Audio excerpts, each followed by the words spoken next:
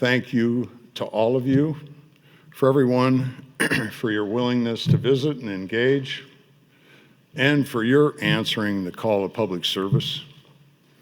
I also want to thank all of our state teammates for their commitment to serving Nebraskans. Our family has had an incredibly deep emotional experiences over the last several months, from election night to taking the oath January 5th in front of all of you, to the inaugural ball, which was an incredible celebration of Nebraskans celebrating Nebraska on January 7th, to the passing of Suzanne's mom, Donna, last Wednesday, and celebrating her incredible life just 48 hours ago. You have all been so incredibly kind and gracious to Suzanne and me and our entire family. Just let me thank you from the bottom of our heart. We're very, very grateful. Thank you. When we talk about our greatest asset, people, sometimes we forget to acknowledge the amazing work done by Nebraska's caregivers every single day. That care that comes from doctors and nurses, other healthcare professionals, pastors, teachers, counselors, first responders, and many others. They do an incredible job of caring for each other. Oftentimes, though, that care doesn't come from a professional. It comes from our family. It comes from a mom or a dad, a brother or a sister, a daughter or a son. I need to pause for a moment and acknowledge the amazing relationship that existed between Suzanne and her mom, and the impact that bond had on all of us. Our family watched Suzanne face the many blessings and challenges that came with being her mom's caretaker and major advocate. Whether we're caring for a relative who is elderly, ill, disabled, or struggling with mental health or substance abuse, our family caretakers are the incredible heroes. Lots of times we forget to say thank you. So I want to make sure we take a minute to say thank you. I want to recognize my bride, Suzanne, and all the other incredible family caretakers across the great state of Nebraska that love their family and do whatever it takes. Suzanne?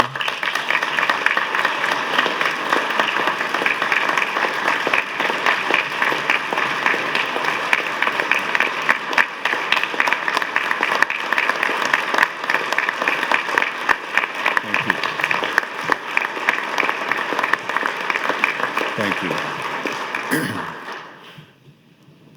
Our family heroes, right? They are the examples of perseverance, strength, and grace, and they're the essence of Nebraska.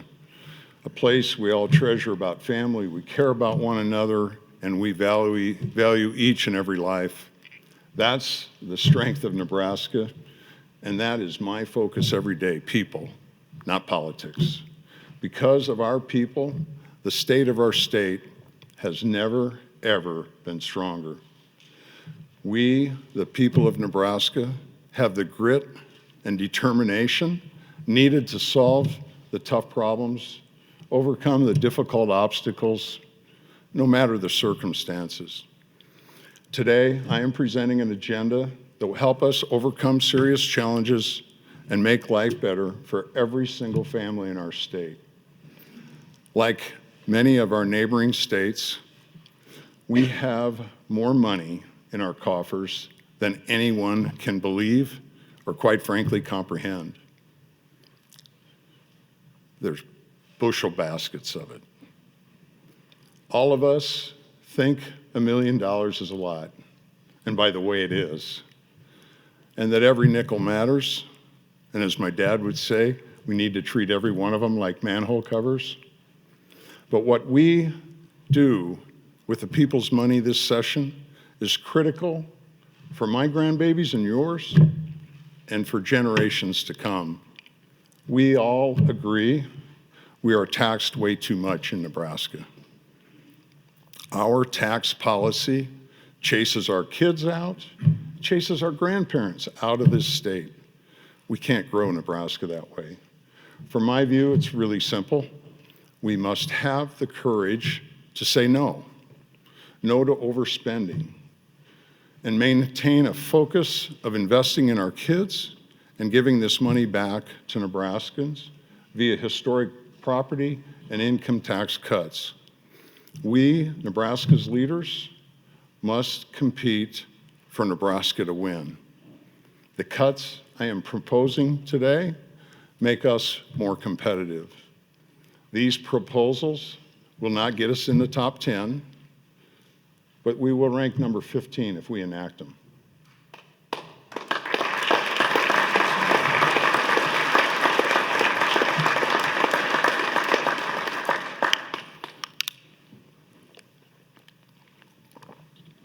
I hope that you will support my vision and this strategy so Nebraska competes and wins. I believe that together we can, together we will, together we win. Today, I'm introducing a budget that restricts the growth of state spending to an annual average of just 1.3% over the next biennium. With an inspirational systems approach of running our agencies, we will improve services to Nebraskans and cut the costs of operations. This will enable Nebraskans to keep more of their hard-earned money. We have asked agencies to tighten their belts and focus on what's needed, not all the stuff that's nice. Needs are our focus. And we are leading by example. In the budget I'm presenting, the governor's office will not see one penny more than the prior budget. With just a 2% increase in the state appropriation for operations, the University of Nebraska, under the leadership of my former colleagues on the Board of Regents and President Ted Carter, will be challenged to focus on students' needs. All across state government, we will rise to better meet the high bar that Nebraskans have set for us through their example of working hard and tightening their belts. While carefully controlling the growth of state spending, we will work to provide significant tax cuts for Nebraskans, beginning with property tax. Our property taxes, we all agree, they are so far out of whack.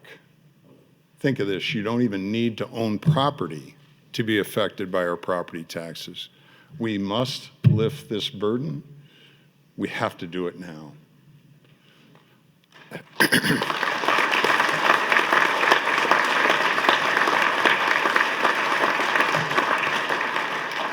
Today, I am recommending to the legislature an additional $2.4 billion in property tax cut for a total of $7.1 billion through fiscal year 26-27.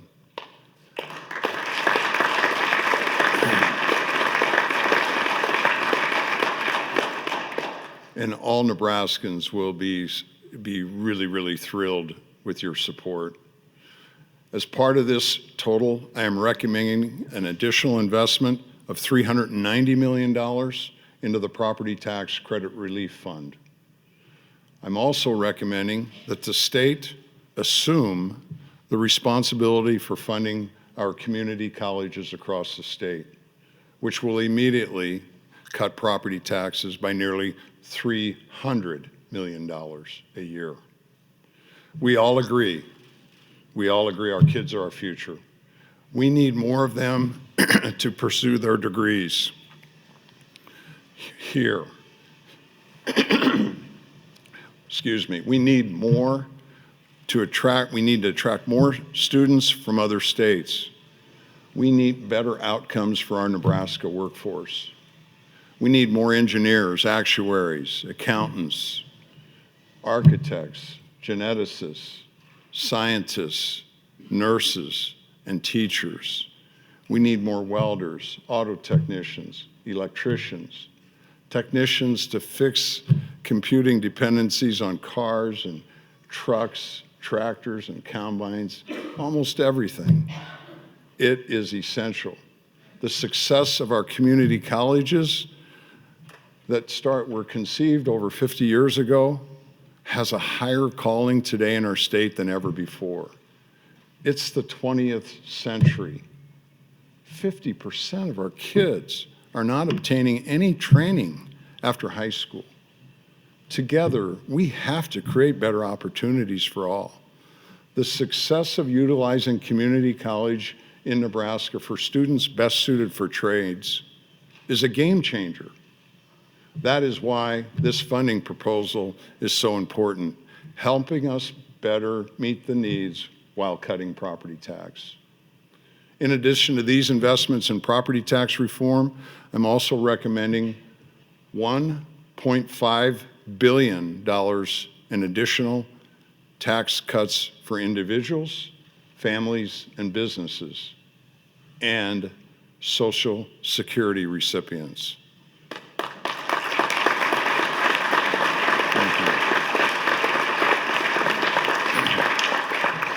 I'm asking you all to phase down our individual income and business tax rates to 3.99% by 2027. This enables Nebraska to be more competitive in attracting and retaining investment, talent, and new opportunities. This is key to stopping out-migration. I'm also asking the legislature to exempt Social Security income from state taxes by next year, 2024.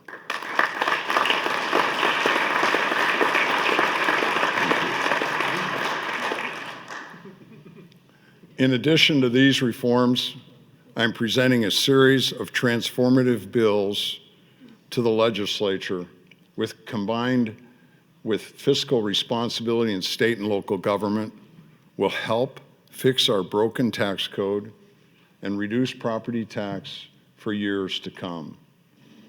Let me be clear, the property tax problem can't be solved by levy limits alone. Levy caps are misleading Nebraskans. When valuations skyrocket, they have little impact. When a levy is capped, but valuations increase, the cap does nothing to stop overspending. Our valuation system of our property tax is the problem, and it must be changed. Our first step is addressing valuations of ag and horticultural land. The market value of this land goes up almost every year, creating more and more money for government, and it's spent, simply vaporizing into the thin air before our very eyes, all without any regard to how much actual value the land creates for the family or farms or ranches. That is totally wrong, and it needs to be changed. By changing this from market-based to income-based assessments and capping ag land valuation growth, we can cut property tax and we can keep government growth in check, kind of like living within our means at home.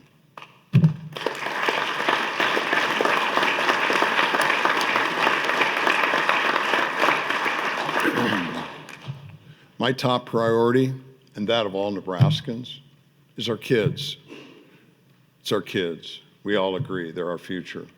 That's why today I'm proposing the creation of an Education Future Fund with an investment of $1 billion in fiscal year 23-24 and an additional $250 million each year thereafter. This investment ensures that Nebraska will never give up on a single kid ever again. The Education Future Fund will provide further assistance to our school districts to help the needs of special education students across the state.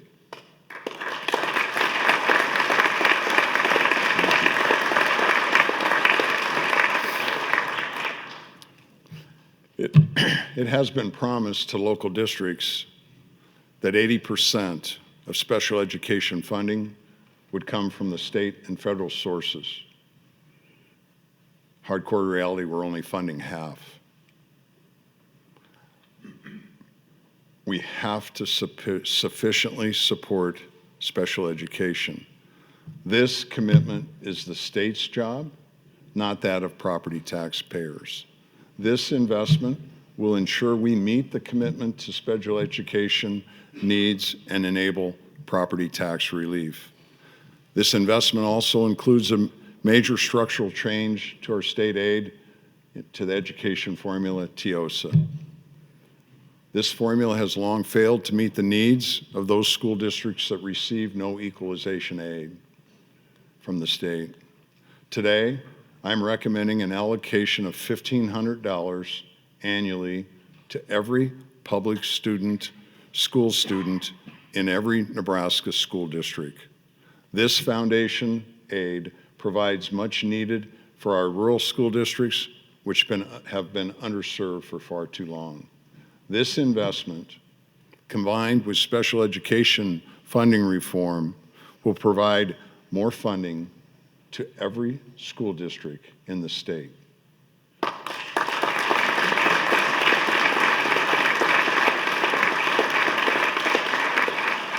The Education Future Fund is a transformative investment of state tax dollars in education, but it must be combined with a framework that ensures dollar-for-dollar property tax relief. I am recommending a 3% cap on spending for school districts, which can only be overridden by 75% of local school board members' vote or 60% of voters in the vote of the people. As the state shoulders a greater portion of the cost of educating our kids, the burden on property taxpayers must be reduced through careful spending, control, and constraint by our school districts. This 3% cap will ensure property tax relief while maintaining local control. It will enhance accountability to the taxpayers and ensure that government does a better job of treating our nickels like manhole covers. Our kids want to stay here in Nebraska. They want to stay here and get their post-secondary education here. To address this, my budget provides $39.4 million to fund over 4,200 scholarships for Nebraska students who attend any of our Nebraska institutes of higher education. This helps us to compete for our kids and keep them here. I want to inspire and challenge Nebraska stakeholders and business leaders to pick up the ball and do business differently in Nebraska. We all need to reach out to K-12 and build relationships with our kids, get them to work at a young age and give them hope, scholarship them so they can get an education and work in your business for a minimum of 5 years in return. It's not only the right thing to do, but it's also the key to growing our workforce. It's the key to growing your business, and it's the key to growing our Nebraska. Focusing on all our kids, I'm recommending a $50 million investment for scholarships for Nebraska kids whose needs are best met outside of public education. Opportunity Scholarship tax credits will provide scholarships for kids who live in poverty, foster care systems, and those with special needs. We can't let one kid fall through the cracks.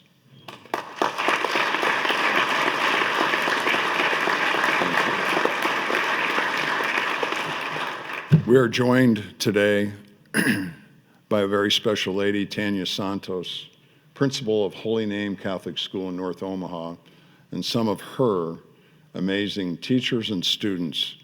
Would you all please stand and be recognized?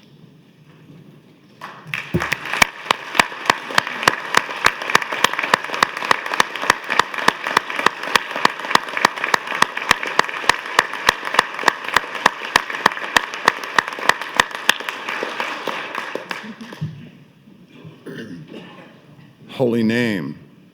Holy Name accepts kids from every race, religion, walk of life, with a commitment to providing each one with the support they need to succeed. 99% of the Holy Name kids, families receive financial assistance to be able to send their kids to school. They believe, as I do, that limited means shouldn't deny a child an opportunity they need. These opportunity scholarships will help make that goal a reality for far more kids, like those that Principal Santos and her team serve. My budget also includes $10 million investment for the biennium to help recruit and train students in high field needs, such as teachers, nurses, and something I think I know a little bit about, food animal veterinarians for food security. I'm very, very proud to have Dr. Jace Ford stand, a new graduate who is practicing food animal medicine in Hyannis in our beloved Sandhills. Dr. Ford. Thank you.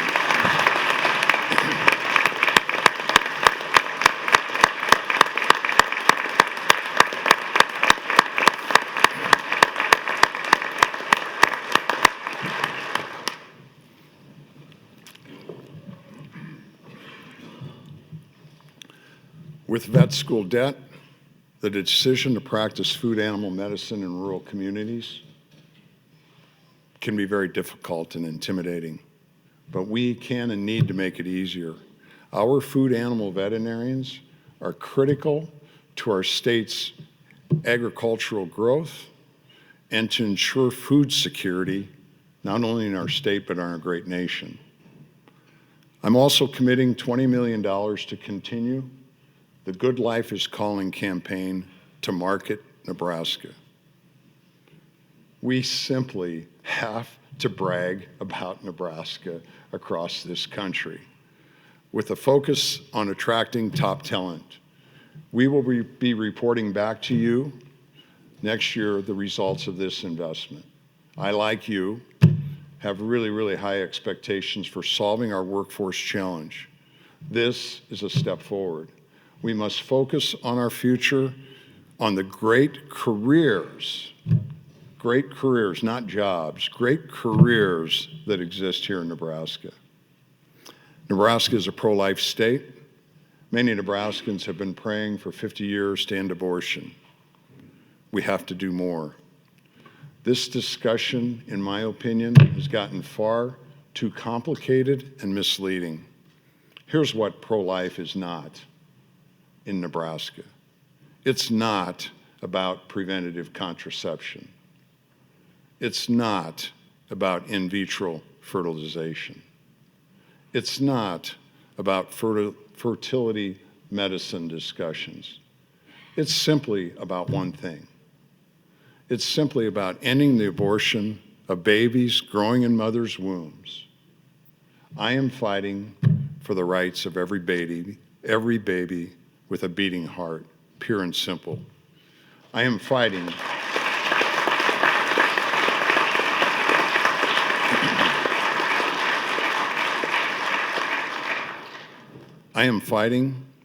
to help women choose life and love.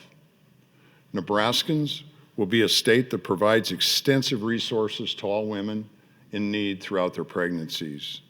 And I'll fight with all my might to make sure Nebraska becomes a place where parents who want to provide a great home for a child can find an easier route for adoption instead of spending years on paperwork and red tape. Together we can, and as Suzanne coined for our family, love conquers all. Love conquers all. Love is what makes all the people of the state of Nebraska such a special place.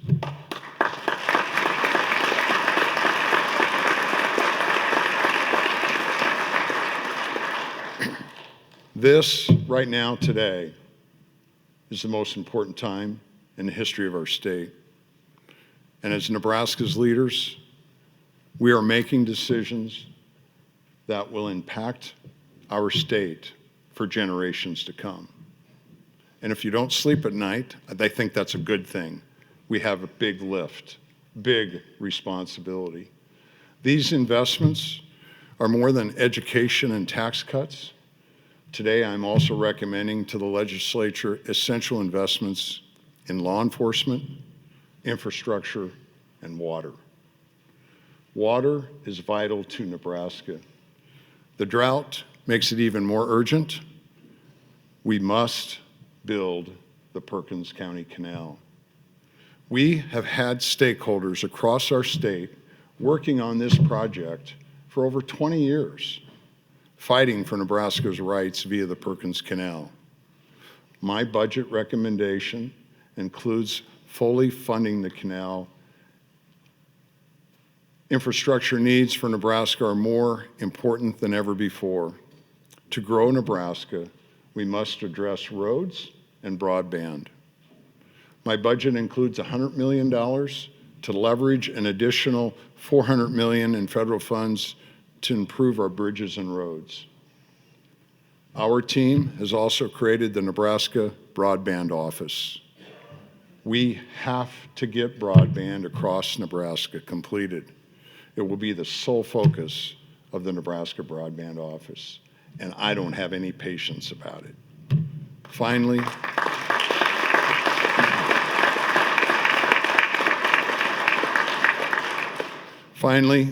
our budget prioritizes even greater support and investment in the brave men and women of law enforcement.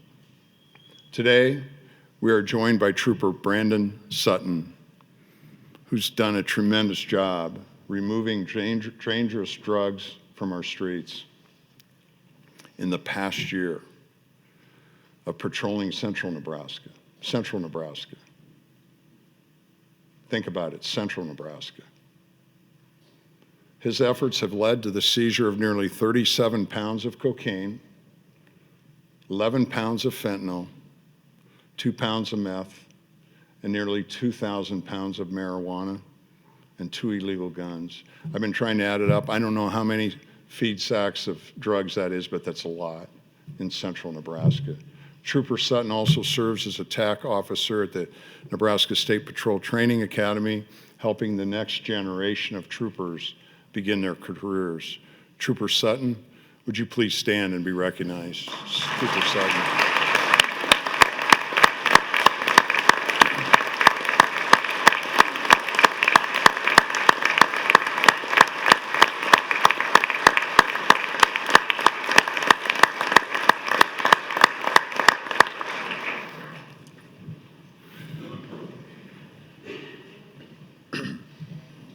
Our state troopers, police officers, sheriffs, deputies, correctional officers, man, they put it all on the line every day to help keep us safe, and we must have their backs. I think the other thing, when we're out, there's never a time not to go up to someone in blue, shake their hand and look them in the eye and just say thank you. That is a gift of love that emanates through. If there's anybody that deserves it every single day, it's our blue. Today, I'm proposing significant law enforcement investments to the legislature. The first is an $18.6 million increase in funding for our treasured Nebraska State Patrol to ensure we can continue to recruit and retain the very best to serve and keep us safe. Second, I'm recommending finalizing the last phase of funding to replace the Nebraska State Penitentiary, which this body has approved. The facility was designed more than a century ago. At a time, the mission was much different. Today, it can't sufficiently meet the security needs of the future. It can't meet the programming needs of our inmates to reduce recidivism, and can't get people back to work after they pay their dues to society for their transgressions.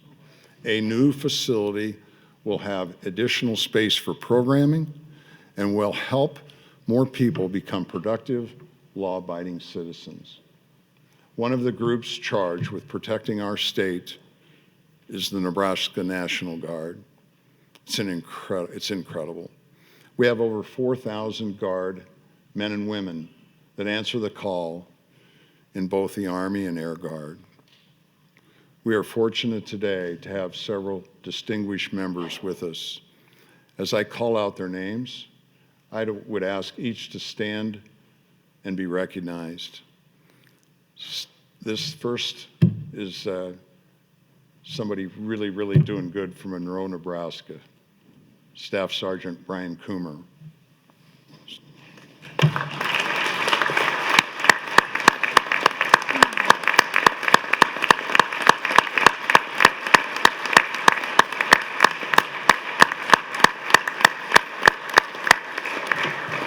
Senior Master Sergeant Nathan Schmatter.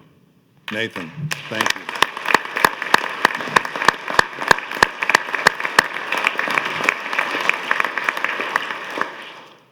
Staff Sergeant Alicia Bushhausen. Thank you.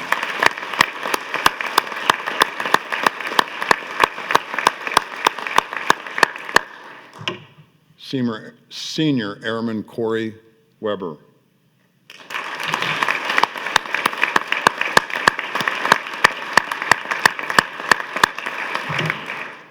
And Master Sergeant Crystal Pahula.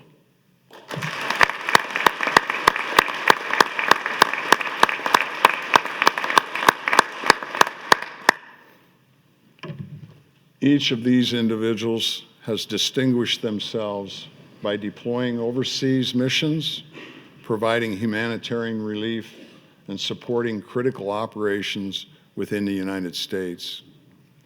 Let me tell you, they are among the best example of Nebraska's well-trained and dedicated military soldiers and airmen. We salute your service to our state.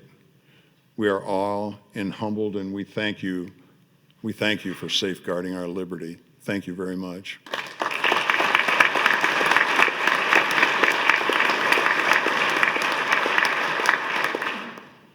We all believe in our kids. We all believe in doing what's right. We all believe in doing our best every day. We all believe in treating each other the way we want to be treated. That's the Nebraska way. We are Nebraska. Together we can. Together, this session will impact Nebraskans for generations. Folks, we simply have to compete for Nebraska. As your governor, it's really simple, really simple. I want Nebraska to win. I know you do as well. Together, we'll win for Nebraska. God bless you for all that you do, and may God bless this incredible state of Nebraska. Thank you all for inviting me here this morning. Thank you.